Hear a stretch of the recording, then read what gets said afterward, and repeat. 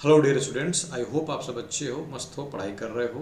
तो अब तक की जो हमने पढ़ाई की उसमें हमने डिफरेंट चैप्टर्स को देखा। आज जो हम चैप्टर देखने वाले हैं वह है अरिथमेटिक प्रोग्रेशन। तो हम शुरुआत करेंगे इसके बेसिक्स से और कोशिश करेंगे कि सारे के सारे जो कॉन्सेप्ट्स हैं वो एक ही वीडियो में समा जाएं। वीडियो भी बहुत लंबा ना हो और आपको सारे कॉन्सेप्ट्स एक ही वीडियो में मिल जाएं। उसके बाद नेक्स्ट वीडियो में हम क्वेश्चंस करेंगे। इस वीडियो में मैं आपको क्वेश्चंस का कोई पीडीएफ फॉर्मेट नहीं दूंगा, मैं सारे कॉन्सेप्ट्स आपको लिखाऊंगा। उन कॉन्सेप्ट्स को आपको लिखना होगा, नोट डाउन करना होगा और फिर आप जो है इसकी बेहतर तैयारी कर पाएंगे। देखिए, एक चीज़ आपको बता दूं कि जो लोग ये पीडीएफ के सहारे रहते हैं या जो लोग नोट्स के सहारे रहते हैं वो जीवन में कुछ पाते वाते नहीं हैं। क्योंकि जो नोट्स बनाता है इंसान वो अपने अकॉर्डिंग बनाता है। ठीक है, आप भी अगर नोट्स बनाते होंगे तो आपको पता है कि पहले आप पढ़ते होंगे। पढ़ने के बाद जब आपको कुछ उसमें से समझ में आता होगा, जब उसके जिस्ट को समझते हैं, उसके एसेंस को समझते हैं, तब आप उसको लिखते होंगे। तो जो लिखने का क्रम है ना वो बहुत ही बाद के स्तर पर होना चाहिए। पहला कॉन्सेप्ट ये है कि आप उसको समझो। तो मैं देखता हूँ कि बहुत से बच्चे जो है मुझसे पीडीएफ की मांग करने लगते हैं कि सर मुझे पीडीएफ दे दीजिए, ये वो। नहीं, पीडीएफ में उन्हीं क्वेश्चंस की सीरीज़ का दूंगा जो आपके लिए बेहद इंपॉर्टेंट है और जिनको आप लगाएं बाद में। लेकिन अभी जो मैं कॉन्सेप्ट्स दे रहा हूँ इनका मैं कोई पीडीएफ आपको नहीं दूंगा। ये आप लिखिए, ये आप जब लिखेंगे तो ये आपको बेहतर करेगा, आपको बूस्ट करेगा और ये आपके लिए ही प्लस पॉइंट होगा। तो इसलिए इसको देखिए। आइए, तो इससे पहले कि हम प्रोग्रेशन पर जाएं, हम पढ़ते हैं कि सीक्वेंस क्या होते हैं। वेरी इंपॉर्टेंट डेफिनेशन है सीक्वेंस की। आइए देखते हैं कि सीक्वेंस क्या होता है। देखिए, सीक्वेंस क्या होता है। देखिए, सीक्वेंस क्या होता है। सीक्वेंस एक रूल होता है या कह लें कि एक सिस्टम होता है जिसको फॉलो करके हमें कई सारे नंबर्स मिलते हैं। जैसे कि मैंने लिखा 1 3 5 7। आप जान रहे हैं कि सारे के सारे क्या हैं, ये सारे के सारे ऑड नंबर्स हैं। अब ये सारे ऑड नंबर्स को क्या पाने का कोई एक सिस्टम है, कोई एक रूल है। जैसे मान लो कि कोई मशीन है, उस मशीन में मैं कोई इनपुट डाल रहा हूं। अब इनपुट के अकॉर्डिंग आउटपुट आएगा। जैसे मान लीजिए, ऐसे समझिए कि ये कोई एक मशीन है simple C.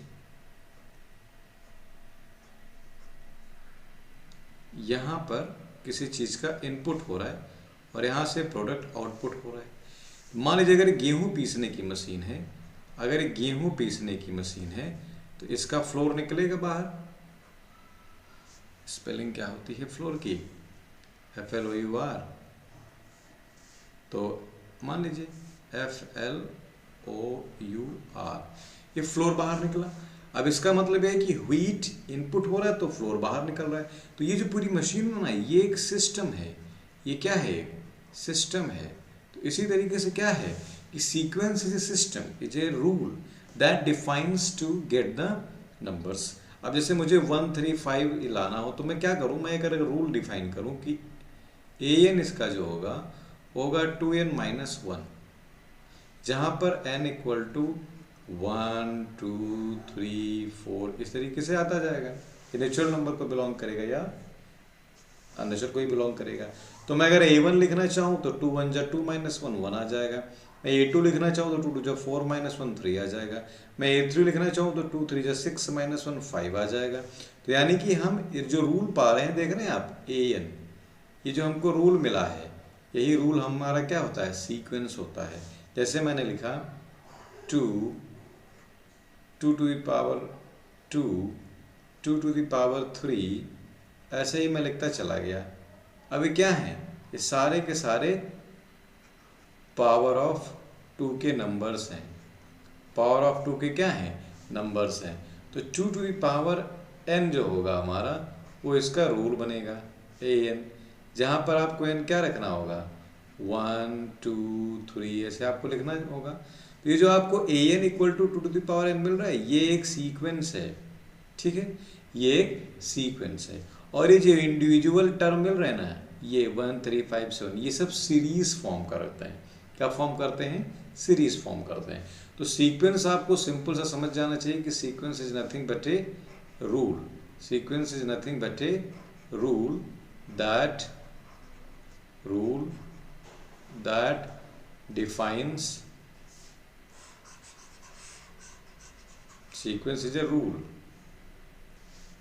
Sequence is a rule that defines the order of the numbers, the order of getting the numbers. ये हमको वो ऑर्डर देता है जिससे हमको टर्म्स मिलते हैं, नंबर्स मिलते हैं, ठीक है, ध्यान रखिएगा, और कुछ नहीं होता। A rule that defines the order of getting terms, या ऑर्डर ऑफ टर्म्स कह सकते हैं आप, सिंपल सा, ठीक है। या हम ये भी कह सकते हैं क्या, या हम ये भी कह सकते हैं कि जो सीक्वेंस होता है, a sequence is a group in which, उसमें हुआ क्या है, in which the terms are obtained by some rule, ठीक है, किसी रूल से हमको मिलते हैं। तो ये आपको समझ में आ जाना चाहिए कि किस तरीके से हमको ये नंबर यहाँ पर मिलते हैं।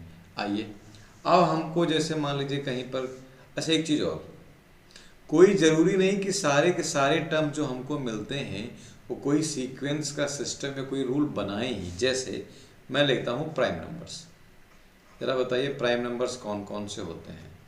क्या आप प्राइम नंबर की डेफिनेशन बता पाएंगे? प्राइम नंबर किन्हें कहते हैं? प्राइम और प्राइम का अपोजिट क्या होता है? कंपोजिट। प्राइम नंबर होते हैं जिनके केवल दो फैक्टर हो। अब देखिए जैसे 2, 3, 5, 7, 11, 13, 17, अब ऐसे लिखना हो आपको, तो इनका कोई रूल नहीं है, फिर भी ये सीक्वेंस है एक। अब वो एक जो है प्राइम नंबर्स का सीक्वेंस है, लेकिन इसका कोई रूल नहीं है। तो कोई ज़रूरी नहीं कि हमको एक रूल मिले ही सीक्वेंस के लिए, लेकिन अगर हमारे पास टर्म्स हैं तो वो सीक्वेंस बना रहा है। रूल कोई ज़रूरी नहीं है कि हमारे पास हो, रूल हो तो सीक्वेंस बनेगा, ये तो कंफर्म है, लेकिन कहीं पर सीक्वेंस हो तो कोई रूल बने, ये कोई ज़रूरी नहीं है, ये ध्यान रखिएगा। तो ये जो टर्म्स मिलते हैं, जैसे मैं कहूँ कि an is equal to 2n-1, तो हमको टर्म्स क्या मिलेंगे? 1, 3, 5, 7, मान लीजिए हम इसको लेकर के आए हैं 21 तक, ये सारे और टर्म्स ले लिए हमने। तो ये हमारे जो कलेक्शन मिल रहा है ना इन टर्म्स का, ये कहलाता है सीरीज, ठीक है। अब देखिए प्रोग्रेशन क्या होता है, आइए देखते हैं। A1, A2, A3, इस तरीके से अगर हमारे पास कुछ ऐसे डिफरेंट सीक्वेंसेस दिए हों, क्या दिए हों? सीक्वेंसेस दिए हों, तो ये एक सीरीज फॉलो करते हैं, A1 plus A2 plus A3 plus and so on plus AN plus और भी टर्म्स होंगे। तो जो भी हमको सीक्वेंस दिया गया होगा उसके करस्पॉन्डिंग क्या होगी, ये कि सीरीज का निर्माण करेगी, एक सीरीज फॉर्म करेगी, ठीक है। जैसे AN कोई A1, A2, A3 कोई सीक्वेंस है, तो इस सीक्वेंस के करस्पॉन्डिंग ये जो टर्म्स हैं ये सीरीज फॉर्म करेंगे, ठीक है, ये ध्यान रखिएगा। और जब इसी सीक्वेंस के टर्म्स, जब सीक्वेंस के terms, when the terms of the sequence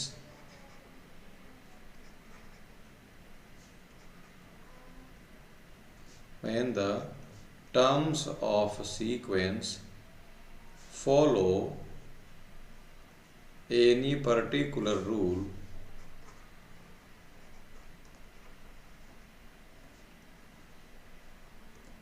जब सीक्वेंस के टर्म क्या फॉलो कर ले कोई रूल, तो वही सीरीज क्या बन जाती है? देन सीरीज बिकम्स,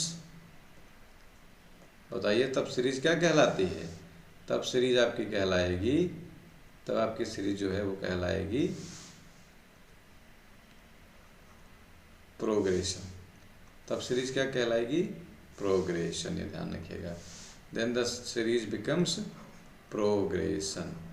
तो प्रोग्रेशन और सीरीज में अंतर ये है कि जो प्रोग्रेशन है, प्रोग्रेशन को हिंदी में बोलते हैं, ये सीरीज जो फॉर्म कर रही है, ये जो सीरीज है, इस सीरीज में कैसे हमको मिलता है सीरीज के टर्म्स? जब कोई सीक्वेंस है और वो सीक्वेंस के करस्पॉन्डिंग के टर्म्स लिखे हुए हैं, तो एक सीरीज को फॉर्म करेगी ये। लेकिन इसी सीरीज से या इसी सीक्वेंस से ऐसे टर्म्स लिए जाएं जो एक पर्टिकुलर रूल फॉलो करते हैं या कोई एक पर्टिकुलर सिस्टम फॉलो करते हैं, तो वही टर्म्स हमारे प्रोग्रेशन कहलाते हैं। ठीक है, तो अब आपको असली पढ़ाई यहाँ से करनी है कि अरिथमेटिक प्रोग्रेशन क्या होती है। आइए देखते हैं अरिथमेटिक प्रोग्रेशन। हेडिंग डालते हैं हम arithmetic progression.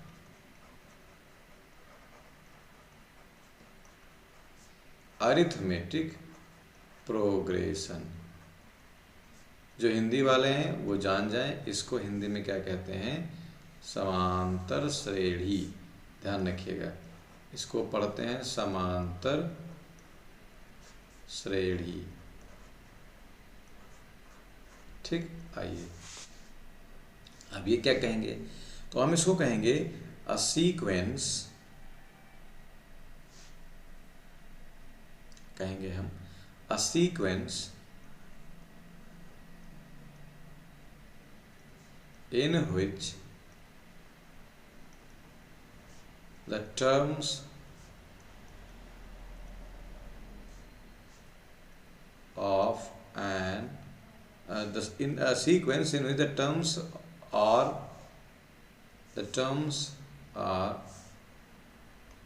at equal difference, that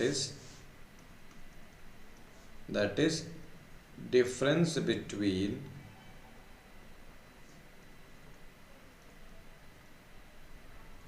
each term to its preceding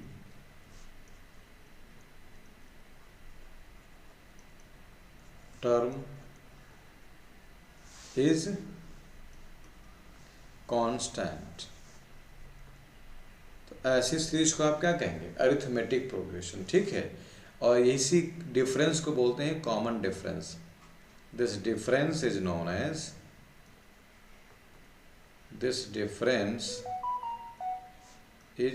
as common difference. This difference is known as common difference. इसको हम क्या कहते हैं, कॉमन डिफरेंस। हिंदी में बोलते हैं सार्वंतर, और इसको स्मॉल डी से दिखाते हैं, ध्यान रखिएगा। तो कोई एक अरिथमेटिक प्रोग्रेशन ऐसा सीक्वेंस होता है जिसमें टर्म्स जो होते हैं ये कैसे होते हैं, इक्वल डिफरेंसेस पर होते हैं। कहने का मतलब यह है कि कोई भी दो टर्म आप उठा लीजिए, उनके बीच का जो अंतर होगा वो हर जगह फिक्स होगा, और उसको हम बोलते हैं कॉमन डिफरेंस। क्या बोलते हैं उसको, हम उसको बोलेंगे हम कॉमन डिफरेंस। ठीक है, आइए आप देख लेते हैं कि किसी भी सीरीज के जनरल टर्म को हम लिखते कैसे हैं। तो आइए देख लेते हैं। General term of an AP, general term of an AP, आइए देख लेते हैं। देखिए जनरल टर्म जो होता है इसको हम ए एन से दिखाते हैं। ये होता है a plus n minus one into d. ये क्या होता है, a plus n minus one into d. ये ध्यान रखिएगा, कहने का मतलब ये है कि ये हमारा फॉर्मूला है। ठीक है, a n equal to a plus n minus one into d. अब आप कहेंगे सर यहाँ पर ए क्या है, तो ए है हमारा फर्स्ट टर्म, ए है हमारा फर्स्ट टर्म। डी आपको पता है कॉमन डिफरेंस है, शॉर्ट में लिख देता हूँ, और एन है नंबर ऑफ टर्म्स। ठीक है, एन क्या है, नंबर ऑफ टर्म्स। चलिए अब हम आगे की बात कर लेते हैं। देखिए हम एक सीरीज लेते हैं, सीरीज बनी कैसे है ये देख लेते हैं। ए में हमने कॉमन डिफरेंस जोड़ा तो दूसरा बनता है, ऐसे ही 2D जोड़ेंगे तो तीसरा बनता है, ऐसे ही हम जोड़ते जाएंगे तो लास्ट में हमें मिलेगा a plus n minus one into d. जो हमारा होगा ये लास्ट टर्म होगा इस प्रोग्रेशन का, इस प्रोग्रेशन का ये क्या होगा, ये लास्ट टर्म होगा। तो लास्ट टर्म को अगर मैं एल से दिखाने की कोशिश करूं तो L बराबर क्या हो जाएगा, a plus n minus one into d. अभी थोड़ी देर पहले हमने लिखा था कि a n equal to a plus n minus one into d. अब हमने यहाँ पर क्या लिख दिया, L equal to a plus n minus one into d. इसका मतलब किसी भी सीरीज का जो nth टर्म होता है, किसी भी सीरीज का जो nth टर्म होता है वही उसका क्या होता है, लास्ट टर्म होता है। ठीक है, ध्यान रखिएगा। किसी भी फाइनाइट सीरीज का, फाइनाइट सीरीज ध्यान रखिएगा, फाइनाइट सीरीज मतलब ऐसी सीरीज जिसके टर्म फाइनाइट हों, और इनफाइनाइट सीरीज का मतलब एक ऐसी सीरीज जिसके टर्म्स इनफाइनाइट हों, या जिसके जो है नंबर ऑफ टर्म्स जो हैं वो काउंटेबल ना हो। तो अगर किसी भी फाइनाइट सीरीज का जो nth टर्म है वही लास्ट टर्म है तो हम ऐसा फार्मूला लगा सकते हैं। अगर वो इनफाइनाइट सीरीज है तो हमें फार्मूला लगा नहीं सकते। ये आपको ध्यान में रखना होगा। अच्छा, यहाँ पर एक नोट करके लिखने वाली बात है, और वो बात ये है कि कई बार जब हमको लास्ट टर्म दिया हो, if last term is given, if last term is given and we need to find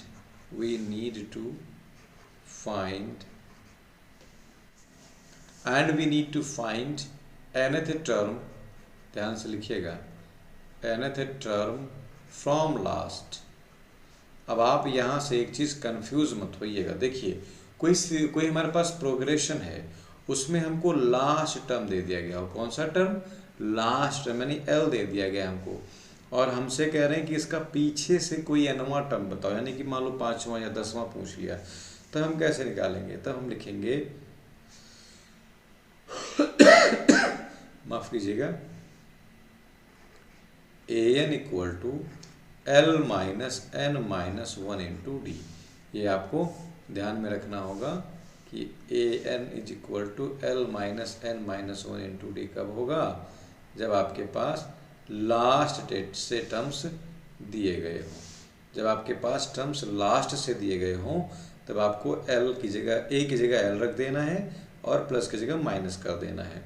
इस फॉर्मूले को अगर आप ध्यान से देखें तो L ही हमारा लास्ट टर्म था, nth टर्म था, और यहाँ से हमने ये कॉन्सेप्ट निकाला कि अगर हमको L लास्ट टर्म दिया हो और लास्ट से हमको कोई nth टर्म निकालना हो तो हम ये फॉर्मूला लगाएंगे। ये बेटा आपके लिए बेहद इम्पोर्टेंट पॉइंट है, इसको तो आप ज़रूर लिखिएगा, इसको मत छोड़िएगा। आइए एक क्वेश्चन कर लेते हैं और इस क्वेश्चन के बाद हम आगे के कॉन्सेप्ट को देखेंगे। आइए देख लेते हैं क्वेश्चन क्या कहता है, आइए देख लेते हैं। क्वेश्चन ये कहता है कि 7 होल 3/4, 9 होल 1/2, 11 होल 1/4, और ऐसे प्रोग्रेशन दिया हुआ है का मीन्स फाइंड 99th टर्म। आपको इसका 99th टर्म निकालना है। एक ट्रिक ध्यान रखिएगा कि जहाँ कहीं TH लगा होगा, जहाँ कहीं TH लगा होगा वही n की वैल्यू होगी। ठीक है, तो हम आइए इसको लगा लेते हैं। ये ध्यान रखिएगा कि जहाँ कहीं TH लगा है वही n की वैल्यू है। शुरुआत हो रही है तो उसी को हम फर्स्ट टर्म लिखते हैं, 7 होल 3/4 दैट इज 31/4। डी कैसे निकालते हैं आइए देख लेते हैं। इसलिए मैंने क्वेश्चन लेके आपको सारी चीज़ें बता दूं। डी हम आप कहीं पर भी 2 टर्म उठा लीजिए, किसी भी टर्म को उसके प्रीसीडिंग टर्म से घटा दीजिए। मैं डी निकालने के लिए क्या करता हूँ, 11 होल 1/4 कर देता हूँ माइनस 9 होल 1/2। 11 4 जा 44 एंड 1 44 45/4 माइनस 9 2 जा 18/2। 2 से ऊपर नीचे गुणा कर देंगे तो सब्ट्रैक्शन में आसानी हो जाएगी। तो 45 माइनस 38/4, तो ये हो जाएगा आपका 7/4। तो ये आपको डी मिल गया। अब ए मिल गया, डी मिल गया, और आपको दिया हुआ है एन भी कितना दिया हुआ है 99। अब आपको निकालना है, यहाँ पर आपको निकालना है यहाँ पर 99th टर्म। तो लिखोगे आप A 99 तो a प्लस n की जगह 99 माइनस 1 इंटू डी, सबकी वैल्यू रख दीजिए। a की वैल्यू अभी आप लाए हैं 31/4 प्लस 91 माइनस 1 98 इंटू डी की वैल्यू अभी आप लाए हैं 7/4। देखिए दोनों में क्या है, 31/4 एलसीएम है और काटिए पीटिए नहीं, मल्टीप्लाई कर दीजिए। तो आप लिख लेंगे 7 8 जा 56 और 7 9 जा 63 और 5 68। जोड़ दीजिए दोनों को, तो 6 और 1 7, 8 और 3 11, 6 और 1 7 बटे 4। ये बेटा 4 है, 7 नहीं है, 4 है। अब इसको आप भाग कर दीजिए चाहें तो, और चाहें तो ऐसे ही छोड़ दीजिए, भाग कर दीजिए। 4 1 जा 4 और 3 बचा 30 31, 4 7 जा 28, 3 बचा, फिर 4 9 36 और सही 1/4। तो आपका nth टर्म आ गया और यही आपका हो जाएगा आंसर।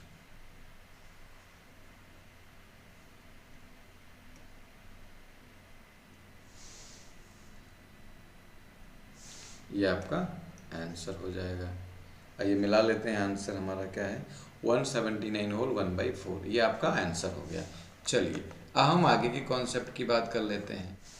आगे हम देख लेते हैं सम ऑफ n टर्म्स। इसके आगे का कॉन्सेप्ट है सम ऑफ n टर्म्स। आइए जान लेते हैं कि हम सम कैसे निकालेंगे। देखिए सम ऑफ n टर्म्स क्या होगा।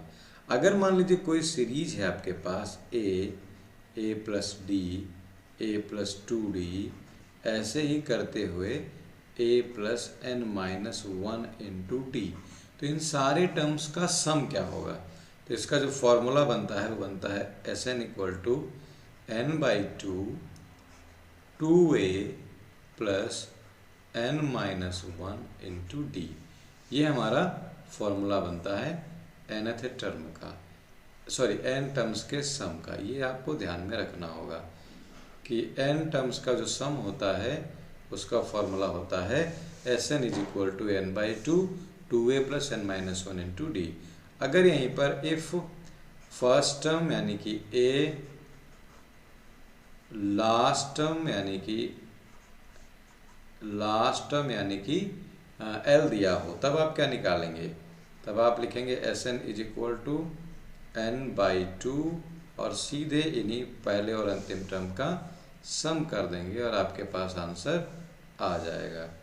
आइए देख लेते हैं, इसका भी सम देख लेते हैं। तो ये हमारे पास आ गए दो फॉर्मूले। इन दोनों फॉर्मूलों को आप बेहद अच्छे तरीके से याद कर लीजिए। ये दो फॉर्मूले हमारे बेहद काम के होंगे। Sn equal to n/2 a plus l और n/2 2a plus n minus 1 into d. अच्छा एक चीज़ और यहाँ से, क्या अगर हमको Sn दिया हो और Sn में से हम Sn माइनस 1 यानी मान लो हमको 100 टर्म दिए हो, तो 100 टर्म्स के सम में से 99 टर्म्स के सम को अगर सब्ट्रैक्ट करेंगे तो हमको nth टर्म मिल जाएगा। ये ध्यान रखिएगा, nth टर्म हमको मिल जाएगा। तो हम लिखते हैं an is equal to Sn minus Sn minus 1। एक ये भी बहुत ज़बरदस्त फार्मूला है, बेहद इम्पॉर्टेंट फार्मूला है, इसलिए इसको भी आप स्किप ना करिएगा। तो ये भी आपके लिए एक इम्पॉर्टेंट फार्मूला बन जाता है कि Sn is equal to an is equal to Sn minus Sn minus 1। यहाँ ध्यान रखिएगा ये Sn माइनस 1 का मतलब n से एक कम, तो इनका ये आंसर हो जाएगा। एक क्वेश्चन है, बड़ा ही खूबसूरत क्वेश्चन है, क्वेश्चन बड़ा ही अच्छा है। आइए देख लेते हैं। क्वेश्चन कहता है find the sum of first n terms, find the sum of first n terms. किसका, आ जाओ, log a plus log a square upon b plus log a cube upon b square plus and so on. This is the progression given to us. आइए इसके solution की तरफ रुख करते हैं और इसको लगाने की कोशिश करते हैं। देखिए गिवन हमको दिया क्या क्या है वो लगा लेते हैं। a बराबर हमको दिया गया है log a। अच्छा d बराबर हमने कहा था ना कि किसी भी तो आप दो टर्म को ले लीजिए, किसी भी प्रीसीडिंग से सक्सीडिंग को घटा, मतलब सक्सीडिंग से प्रीसीडिंग को घटा दीजिए। मैं इन दोनों को ले लेता हूँ तो ये हो जाएगा आपका log a cube upon b square, a cube ही तो था, हाँ a cube upon b square minus log a square upon b। और आपको पता है कि log a माइनस b होता है log a upon b into b upon a square हो जाएगा। ठीक है, log m माइनस n होता है log m अपॉन n। जब अपॉन करेंगे तो इसको इस तरीके से लिख लिया जाएगा, एक पावर यहाँ ख़त्म हो जाएगी और दो की पावर यहाँ पर एक ख़त्म हो जाएगी। तो ये आ जाएगा log, बचेगा क्या, ऊपर में रहेगा a, ऊपर में रह गया a, नीचे में रह गया b। तो ये हमारा d आ गया। d क्या आ गया, log a अपॉन b। थोड़ा सा अच्छा सा लिख दूँ इसको, आइए ये हमारा log a अपॉन b आ गया। अब a आ गया, d आ गया, n हमारा n ही दिया हुआ है, n हमारा n ही दिया हुआ है। अब आइए देख लेते हैं कि Sn क्या होगा। आइए हम Sn देख लेते हैं क्या होगा। देखिए Sn का फॉर्मूला होता है n/2 2a plus n minus 1 into D. आइए n की जगह तो n ही रखेंगे, 2 a की जगह क्या रख दें, log a, प्लस n की जगह तो n ही रखना है, d की जगह क्या लिख देंगे, log a अपॉन b। आइए देख लेते हैं n/2 इंटू, ये हो जाएगा 2 log a, है ना, 2 log a प्लस, ध्यान से देखेंगे तो n log a upon b। आइए देखते हैं, तो यहाँ पर आप लिखेंगे 2 log n, सॉरी यहाँ पर थोड़ा सा गलत लिख दिया मैंने, इसको थोड़ा सा सही लिख लेते हैं। देखिए क्या लिखेंगे आप, 2 log a into n minus 1, और इसको लिखेंगे log a और माइनस का log b। ये रूल होता है, आप लोगों ने पढ़ा होगा। अब आपको सारी चीज़ें मेरी फ़ोटो के नीचे आने लगी होंगी, तो मैं इसको थोड़ा सा ऊपर करता हूँ और अपने मतलब भर का आपको दिखा देता हूँ और यहाँ पर सॉल्व करता हूँ। अब देखेंगे अगर आप, तो ये हो जाएगा n/2 बाहर, 2 log a, 2 log a plus n minus 1 log a minus n minus 1 log b। आइए इसको अगली लाइन में सॉल्व कर लेते हैं। देखिए log a दोनों से कॉमन आएगा तो बचेगा n माइनस 1 प्लस 2, यानी n प्लस 1। तो ये हो जाएगा n plus 1 log a minus n minus 1 log b। अब इससे ज़्यादा हम इसको सॉल्व नहीं कर पाएंगे, तो हमारा यही जो है Sn हो जाएगा और यही हमारा आंसर हो जाएगा। आई होप कि चीज़ें आपको क्लियर हो ही होंगी। आई एम क्वाइट श्योर कि आपको समझ में आ गया होगा। तो ये हमारा सॉल्यूशन था इस क्वेश्चन का, ये हमारा आंसर है। आइए चलते हैं अगले क्वेश्चन की तरफ, और अगला क्वेश्चन हमसे क्या कहता है कि हम जानने और समझने की कोशिश करेंगे। आइए अगला हम कॉन्सेप्ट देख लेते हैं। अगला कॉन्सेप्ट हमारा बनता है अरिथमेटिक मीन। अरिथमेटिक मीन, आइए जान लेते हैं कि अरिथमेटिक मीन क्या होता है। तो अरिथमेटिक मीन क्या होता है, आइए देखते हैं। अरिथमेटिक मीन जो होता है बेटा, वो एक एवरेज होता है, किसी भी संख्या का एक एवरेज होता है। कम से कम आपको 2 संख्याएं दी होनी चाहिए, 2 numbers यू मस्ट हैव, उन्हीं का मीन होता है आपका अरिथमेटिक मीन। देखिए अगर हमारे पास if we are given 2 numbers 2 numbers a and b, then arithmetic mean of a and b is, ऐसे दिया जाएगा। अगर मैं a लिख दूँ इसको तो a बराबर हो जाएगा a plus b divided by 2। ये इनका अरिथमेटिक मीन हो जाएगा, ये आपको समझना चाहिए। ये इनका क्या हो जाएगा, अरिथमेटिक मीन। अब ये कैसे होगा, आइए इसको जानने की बजाय, ये तो आपको पता ही चल गया होगा ना इन दोनों के बीच की वैल्यू। जैसे मैंने लिखा, फॉर एग्जांपल मैंने लिखा कि 5 और 7 के बीच की वैल्यू निकालो, तो 5 और 7 का AM निकालिए। तो AM आप क्या लिख देंगे, AM is equal to arithmetic mean equal to 5 + 7 divided by 2 that is 12 divided by 2 that is 6। तो 6 एक ऐसा नंबर है जो इनके बीच में आएगा। 6 एक ऐसा नंबर है जो इनके बीच में आएगा। तो एक चीज़ आप हमेशा यहाँ पर ध्यान रखिएगा कि जो AM होता है वो हमेशा B से छोटा होगा और A से बड़ा होगा। यहाँ बराबर कभी नहीं होगा बेटा, ये मैंने गलत बना दिया, ये बराबर कभी नहीं होगा, ध्यान रखिएगा।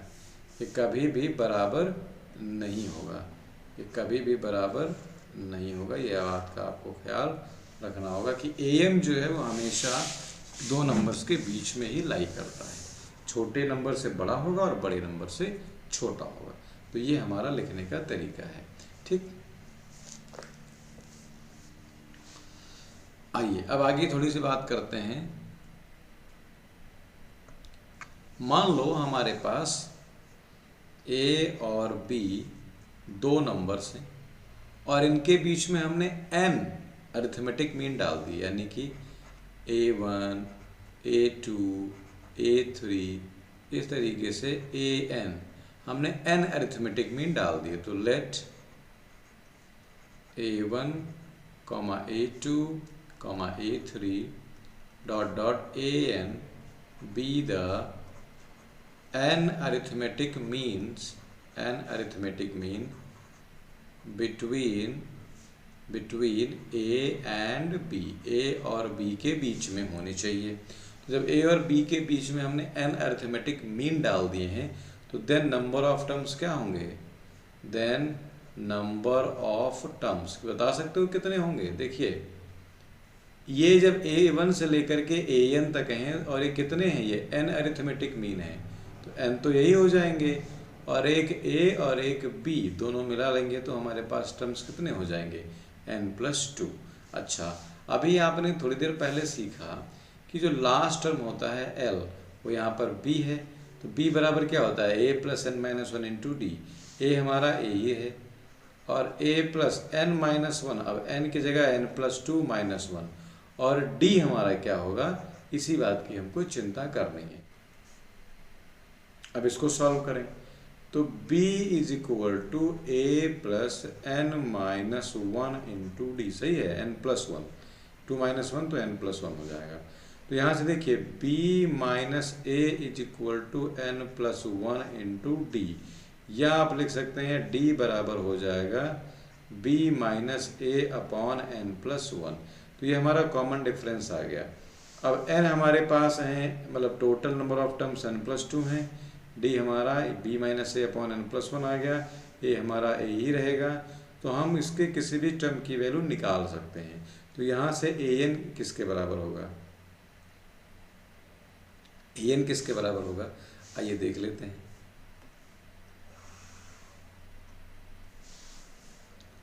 Therefore AN बराबर हो जाएगा A + n-1 × D। वो देखिए A + n-D हो जाएगा ना, ये A + n × D। A हमारा A ही रहा, n हमारा n ही रहा, D हो गया हमारा B - A n+1D, ठीक है। अभी हो जाएगा A + nB - A n+1। देखिए इसको सॉल्व करेंगे तो हो जाएगा AN + A + BN minus a n upon में n+1। ए एन से ए एन जाएगा कट। अब देखिए यहाँ पर आपको दिखाई नहीं दे रहा होगा, तो यहाँ पर हमें क्या मिलने वाला है, आइए देख लेते हैं हमको क्या मिलने वाला है। हमको मिलने वाला है बेटा a n is equal to a plus b n upon में n+1। अब यहीं पर हमारा ये फॉर्मूला प्रूव हो जाता है, क्या कि ए एन जो है हमारा वो किसके बराबर हो जाएगा, a plus b n upon n+1 के बराबर हो जाएगा। ये हमारा फॉर्मूला बनता है कि अगर हमारे पास कोई भी n अरिथमेटिक मीन दिए हों और वो दो नंबर ए और बी के बीच में हों, तो हमें ए एन की वैल्यू निकालनी होगी। तो हम लिख देंगे a plus b n upon n+1, जहाँ पर n क्या होगा, नंबर ऑफ टर्म्स होंगे। तो अब सीधे उसको निकाल सकते हैं। देखिए पहला जो हमको अरिथमेटिक मीन मिलेगा वो n को 1 रखने पर मिलता है, तो 1 रखेंगे तो a प्लस बी अपॉन 2 आ जाएगा, और ये हमने अभी तक सीखा हुआ है। तो ये यहाँ का बेसिक कॉन्सेप्ट था। आइए एक क्वेश्चन कर लेते हैं इसी बात पर। क्वेश्चन है if arithmetic mean of a and b is, ध्यान से देखिएगा, a to the power n+1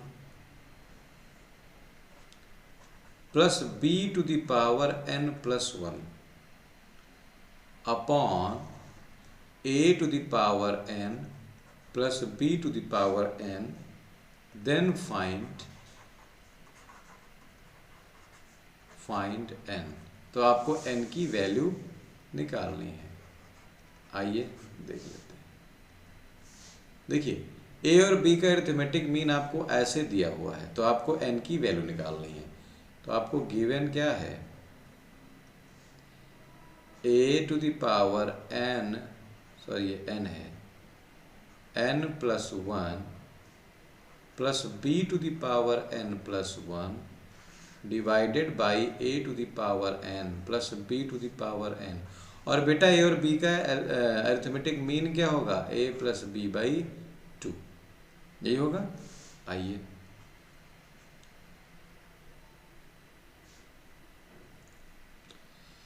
solve कर लिया जाए। 2 से मल्टीप्लाई करेंगे तो a की पावर n+1 होगा प्लस b की पावर n+1 होगा, और इसको इधर भेज देंगे तो a प्लस बी यहाँ आएगा और a की पावर n प्लस b की पावर n होगा। आइए a की पावर n+1 आएगा, प्लस होगा a b n, मतलब b की power n plus b a की पावर n आएगा, और प्लस b n की पावर 1 आएगा, और यहाँ पर हमारे पास रहेगा 2 a to the power n+1 और plus b to the power n+1। आइए यहाँ पर हम क्या करते हैं, हम अपने अपने पावर्स में जो नंबर दिए हुए हैं उनको देख लेते हैं। देखिए 2a to the power n+1, और इधर से इसको इधर ले आइए, और plus 2b to the power n+1, और इसको भी इधर ले आइए, और इधर छोड़ दीजिए किसको, a b की power n plus b a की पावर n। अब यहाँ पर आगे क्या करेंगे आप देखिए ध्यान से, एक घटेगा तो बचेगा a की पावर n+1 प्लस b की पावर n+1 बराबर a b की पावर n और प्लस b a की पावर n। अब यहाँ पर देखिए, अब आगे क्या करें हम, देखिएगा ध्यान से इसको, हमने लिखा a की power n+1 minus a b की पावर n, नहीं, थोड़ा सा मैंने गलती कर दिया, क्या a की पावर n भी बराबर होगा किसके, a b to the power n minus b to the power n+1। देखिए हमने इन दोनों से कॉमन ले लिया a की पावर n, तो यहाँ बचा a और यहाँ बचा b। यहाँ हमने कॉमन ले लिया b की पावर n, तो a यहाँ बचा और b यहाँ बचा, ये दोनों गए कट, a माइनस बी यहाँ से कट गया और a माइनस बी यहाँ से कट गया। अब बचा a की पावर n बराबर b की पावर n।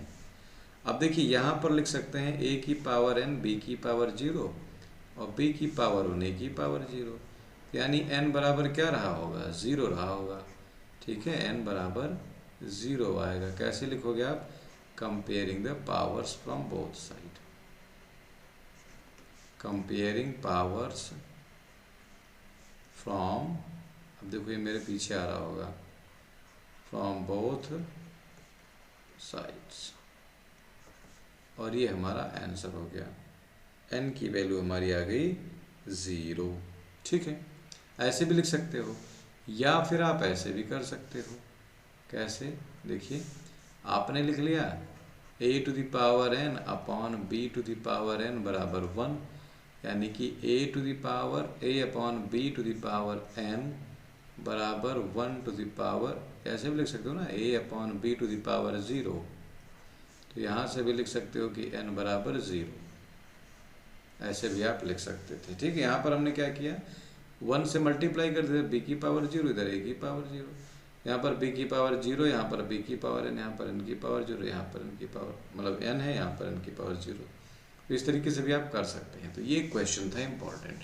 तो इतने सारे कॉन्सेप्ट हमारे इस चैप्टर में हैं अरिथमेटिक मीन के लिए। अब इन पर बेस्ड क्वेश्चंस को हम एनसीईआरटी के होंगे, प्रीवियस ईयर क्वेश्चंस होंगे, और 11th के होंगे, 10th के भी बच्चे देख सकते हैं इस वीडियो को। और इसके बाद जो है आपका टीजीटी पीजीटी के भी क्वेश्चंस होंगे इसमें। तो जो भी इम्पोर्टेंट सेक्शंस हैं, जितने क्वेश्चन पूछे गए, मैं सारे इसमें इंक्लूड करूँगा, ताकि एक बेहतर कंटेंट तैयार हो, आप किसी भी एग्ज़ाम को फेस करें, चाहे वो जेई हो, पॉलिटेक्निक का हो, एनडीए का हो, या फिर आपका बोर्ड हो, आप सारे एग्ज़ाम क्लियर कर पाएँ। तो अगले वीडियो में मिलते हैं। टिल देन टेक केयर, पढ़ते रहिए, मुस्कुराते रहिए और अपने माँ बाप का, अपने देश का नाम रोशन करिए। Thank you so much.